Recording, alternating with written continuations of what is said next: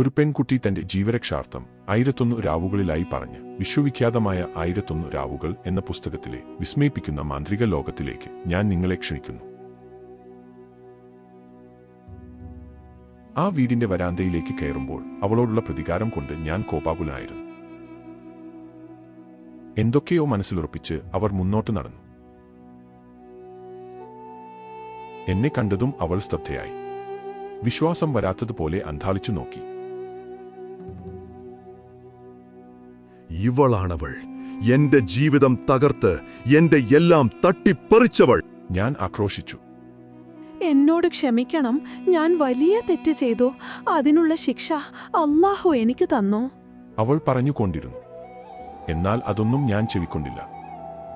നിന്റെ തെറ്റിന് നീ ശിക്ഷ അനുഭവിക്കണം എന്ന് പറഞ്ഞു അവർ മന്ത്രങ്ങൾ ഉരുവിടാൻ തുടങ്ങി.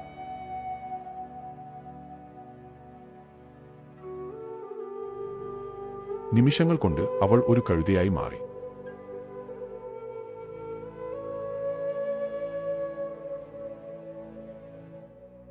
എന്നാൽ എനിക്ക് സന്തോഷിക്കാൻ കഴിഞ്ഞില്ല. അവളെ ഞാൻ അത്രയധികം സ്നേഹിച്ചിരുന്നു. അതിന്റെ കണ്ണീർ കണ്ട് എനിക്ക് സഹിച്ചില്ല. ഞാൻ അവരോട് അവളെ ശാപമുക്തയാക്കാൻ പറഞ്ഞെങ്കിലും അവർക്ക് അതിന് കഴിയില്ലെന്ന് പറഞ്ഞു. എന്നോട് ഇത്രയൊക്കെ ചെയ്തിട്ടും അള്ളാഹു എന്റെ ഹൃദയത്തിൽ ക്ഷമയിട്ടു തന്നു. മഹാനായ അങ്ങേക്കും ഇയാളോട് അറിയാതെ ചെയ്തത് ക്ഷമിക്കാൻ കഴിയില്ലേ? രാക്ഷസന്റെ മനസ്സലിഞ്ഞു. വ്യാപാരിയെ സ്വതന്ത്രനാക്കി പൊയ്ക്കൊള്ളാൻ പറഞ്ഞു. അവരെ 3 പേരെയും ആലിംഗനം ചെയ്ത് നന്ദി പറഞ്ഞു അയാൾ തിരികെ മടങ്ങി. കൊള്ളാം. ഇതിനേക്കാൾ അത്ഭുതമാണ് മുക്കുവന്റെ കഥ എന്ന് പറഞ്ഞു ഷഹർസാദ് കഥ പറഞ്ഞു തുടങ്ങി. ഒരിക്കൽ ഒരിടത്ത് പരമദരിദ്രനായ ഒരു മുക്കുവനും കുടുംബവും താമസിച്ചിരുന്നു. അയാൾ വലയിട്ട് കിട്ടുന്ന മീൻ മാർക്കറ്റിൽ വിറ്റാണ് ജീവിച്ചിരുന്നത്.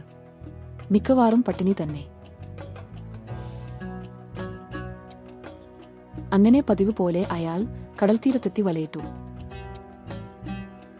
കഷ്ടം, കുറെ കല്ലുകളാണ് കെണിഞ്ഞത്. അയാൾ വീണ്ടും വീണ്ടും വലയിട്ടു.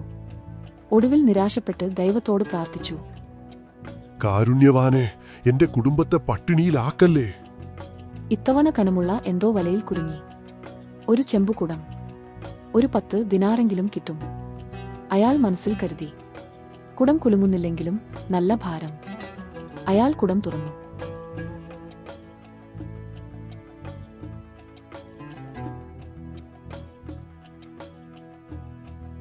അതിൽ നിന്നും ഉയർന്നു വന്ന പുകച്ചുരുളുകൾ ഒരു ഭീമാകാരനായ ജിന്നായി മാറി.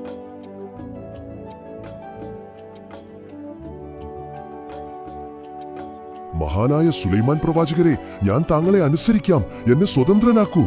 ഹേ, എന്തായി പറയുന്നത്? പ്രവാചകർ മൺമറഞ്ഞിട്ട് നൂറ്റാണ്ടുകൾ കഴിഞ്ഞല്ലോ. മുക്കുവൻ ആത്മഗതം ചെയ്തു. അതുകേട്ട് ജിന്നിന്റെ മുഖഭാവം മാറി. എന്നാൽ നീ മരിക്കാൻ ഒരുങ്ങിക്കോ. അയ്യോ, ഞാൻ നിന്നെ രക്ഷപ്പെടുത്തിയവല്ലേ. മുക്കുവൻ കരഞ്ഞപേക്ഷിച്ചു. ജിന്ന് വിടാൻ ഒരുക്കമായിരുന്നില്ല. നൂറ്റാണ്ടുകൾ കുടത്തിലിരുന്നു മുഷിഞ്ഞു ഞാൻ ശപഥം ചെയ്തിട്ടുണ്ട്. ഇനി എന്നെ മോചിപ്പിക്കുന്നവനെ ഞാൻ കൊല്ലുമെന്ന്. നീയാണാ ഭാഗ്യവാൻ. ജിന്ന് വിടില്ലെന്ന് മനസ്സിലാക്കിയ മുക്കുവൻ ബുദ്ധി പ്രയോഗിക്കാനൊരുങ്ങി. ഹേ ഭൂതമേ, നീ കുടത്തിൽ നിന്ന് തന്നെ വന്നതാണോ? കാരണം നിന്റെ ഒരു കൈ പോലും കയറാത്ത ഈ കുടത്തിൽ നീ എങ്ങനെ കയറും? എനിക്ക് വിശ്വാസം വരുന്നില്ല. അധികം ചിന്തിക്കാതെ ജിന്ന് പുകച്ചുരുളായി മാറി കുടത്തിൽ കയറി. മുക്കുവൻ ഉടനടി കുടത്തിന്റെ അടപ്പ് മൂടി. അയാൾ ആശ്വാസത്തോടെ ദീർഘശ്വാസമെടുത്തു. സുലൈമാൻ നബിയുടെ മുദ്ര പതിച്ച ആ അടപ്പ് തുറക്കാൻ ജിന്നിനാവുമായിരുന്നില്ല. അയ്യോ, എന്നെ വെറുതെ വിടണേ. നീ ചോദിക്കുന്നത് നൽകാം. നിന്നെ ഞാൻ എങ്ങനെ വിശ്വസിക്കും? യുനാൻ മഹാരാജാവിന്റെ കഥ അറിയാവുന്ന ആരെങ്കിലും നിന്നെ വിശ്വസിക്കുമോ? അതെന്ത് കഥ? മുക്കുവൻ പറഞ്ഞു തുടങ്ങി. സംവത്സരങ്ങൾക്കുമപ്പുറം ഒരിക്കൽ ഒരിടത്തു യുനാൻ എന്നൊരു മഹാരാജാവ് ഫാർസ് എന്നൊരു രാജ്യം ഭരിച്ചിരുന്നു. സമ്പത്തും പ്രതാപവും സേനാബലവും ഉണ്ടായിട്ടും മഹാരാജാവ് ദുഃഖിതനായി കാണപ്പെട്ടു. പറഞ്ഞറിയിക്കാൻ കഴിയാത്തൊരു ശരീരവേദനയാൽ അദ്ദേഹം വളരെ പ്രയാസപ്പെട്ടു. കുശാഗ്രബുദ്ധിയും അസൂയാലുവുമായ അദ്ദേഹത്തിന്റെ മന്ത്രി ഇതിൽ സന്തോഷിച്ചിരുന്നു. അയൽരാജ്യങ്ങളിൽ നിന്നും ഒരുപാട് വൈദ്യന്മാർ അദ്ദേഹത്തെ ചികിത്സിച്ചെങ്കിലും ഒട്ടും തന്നെ ഭേദമായില്ല.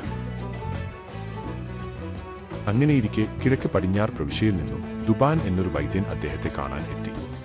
പേർഷ്യൻ, ലാറ്റിൻ, ഗ്രീക്ക്, സിറിയക്ക് ഭാഷകളിൽ എല്ലാം നിപുണനായിരുന്ന അദ്ദേഹം ഈ ഭാഷകളിൽ ഒക്കെ എഴുതപ്പെട്ട ഔഷധക്കൂട്ടുകളുടെ ഗുണദോഷങ്ങൾ മനസ്സിലാക്കിയിരുന്നു. മഹാരാജാവേ, ഉള്ളിൽ കഴിക്കാതെയും പുറത്തു പുരട്ടാതെയും അങ്ങയുടെ അസുഖം ഞാൻ ഭേദമാക്കാം. മഹാരാജാവ് അത്ഭുതം കൂറി. എന്നെ അദ്ദേഹം ചോദിച്ചു. നിരവധി ഔഷധ സസ്യങ്ങൾ അരച്ചു ചേർത്ത് ഈ തടിയുടെ ഉൾഭാഗം കളഞ്ഞ് ഞാൻ അതിൽ നിറച്ചിട്ടുണ്ട്. മഹാരാജാവ് കുതിരസവാരി ചെയ്തുകൊണ്ട് ഈ വടി ശരീരത്തിന്റെ എല്ലാ ഭാഗങ്ങളിലും മെല്ലെ അടിക്കണം. നന്നായി വിയർത്ത ശേഷം ഒന്ന് കുളിച്ചു കയറിയാൽ രോഗശമനം ലഭിക്കും. വിചിത്രമായി തോന്നിയെങ്കിലും മഹാരാജാവ് പരീക്ഷിക്കാൻ തീരുമാനിച്ചു.